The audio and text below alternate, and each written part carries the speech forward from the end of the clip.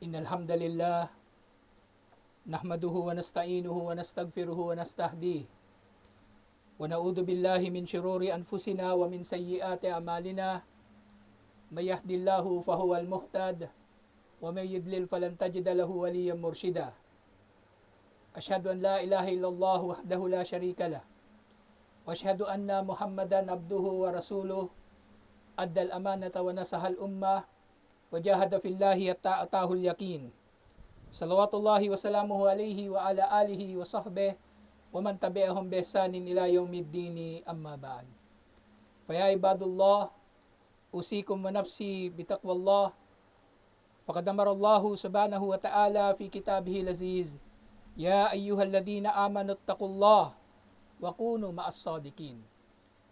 Tunay na ang papuri ay para kay Allah subhanahu wa ta'ala. Sa Kanya tayo nagpupuri, nagpapasalamat, humihingi ng tulong.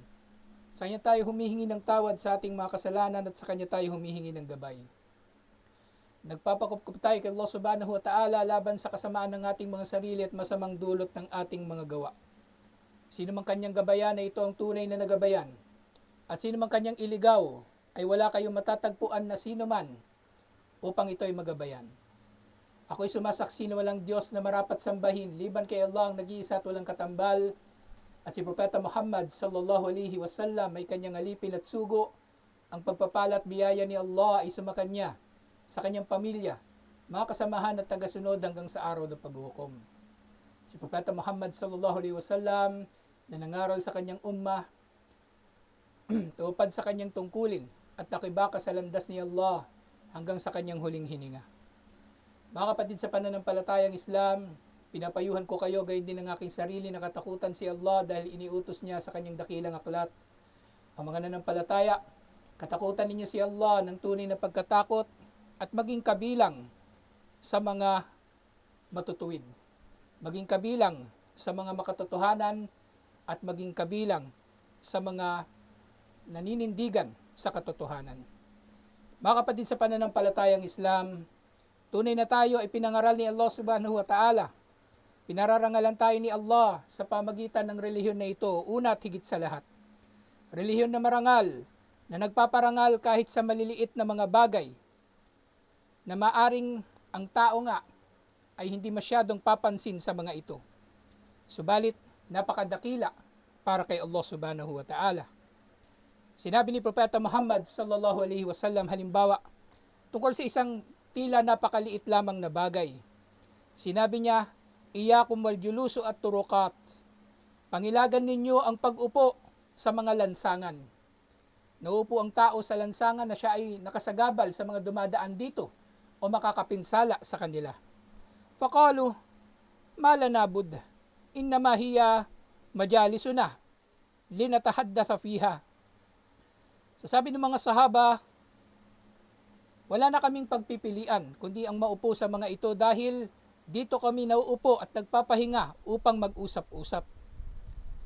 Pero sinabi ni Propeta Muhammad sallallahu alaihi wasallam, "Faida abitum illal majalis fa'tut tarika haqqaha."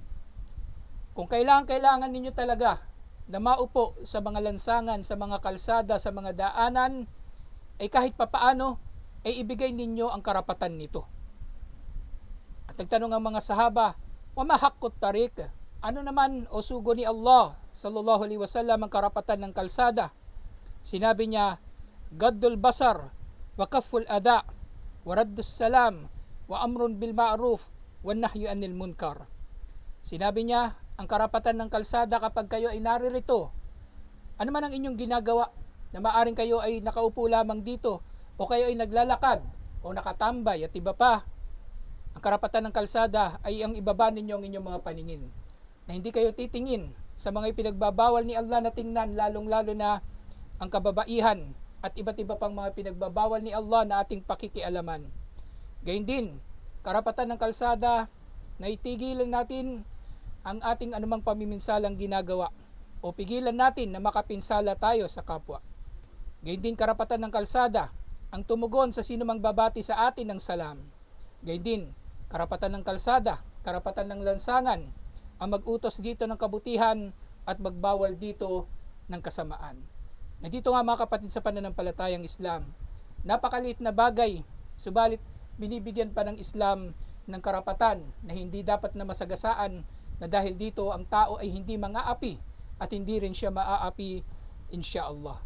Nang pagpapahalaga na ito sa mga lansangan mga kapatid sa pananampalatayang Islam, iniugnay pa ito sa pananampalataya. Katulad ng sinabi ni Propeta Muhammad sallallahu alaihi wasallam, al-imanu bid'u wa sab'in. Ang iman ay mahigit 70 ang antas nito. O bid'u wa sittiun, o ito ay mahigit sa 60 na mga antas. Sinabi ni Propeta Muhammad sallallahu alaihi wasallam na binubuo nga ito ng bid'u wa sab'un o bid'u wa sittuna syu'batan. Fa afdaluha qawlu la ilaha illallah.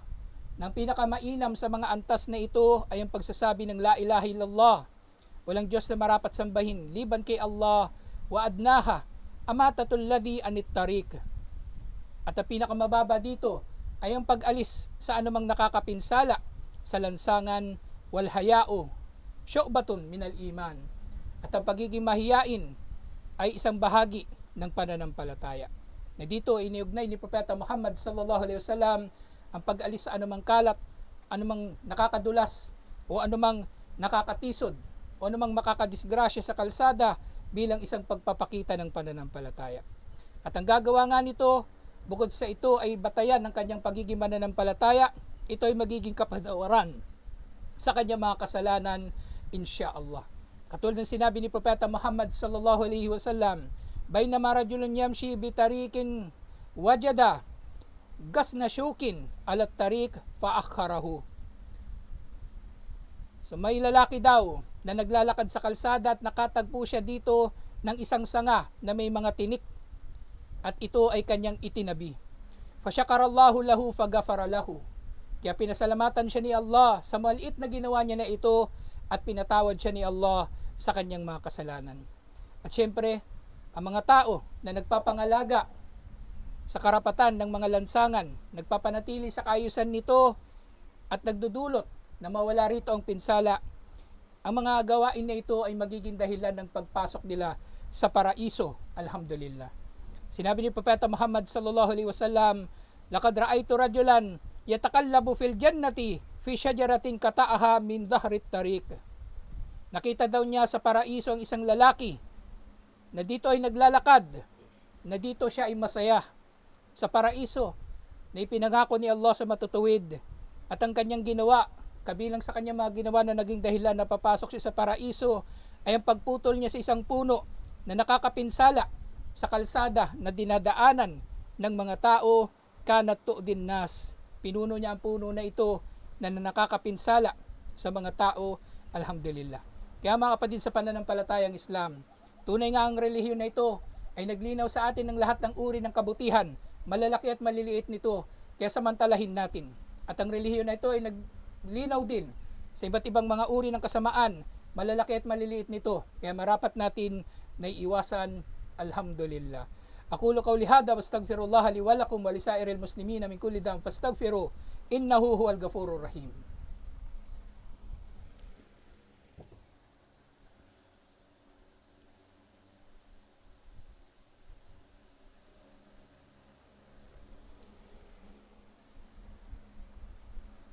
Alhamdulillahi wahda wassalatu wassalamu ala man la nabiyya ba'da wa ba'd. Mga kapatid sa pananampalatayang Islam, kung sa pag-aalis ng pinsala sa kalsada ay may gantimpala, ay gayon din may parusa ang pagdudulot ng pinsala dito. At yan nga mapagtatanto natin, kung ang mga parusa at gantimpala ay mangyayari sa maliliit na mga dahilan tulad ng pangangalaga sa mga kalsada at lansangan, paano pa kaya ang mas malalaking mga magdudulot ng pakinabang at pinsala sa mga tao, lalong-lalo na sa mga mananampalataya.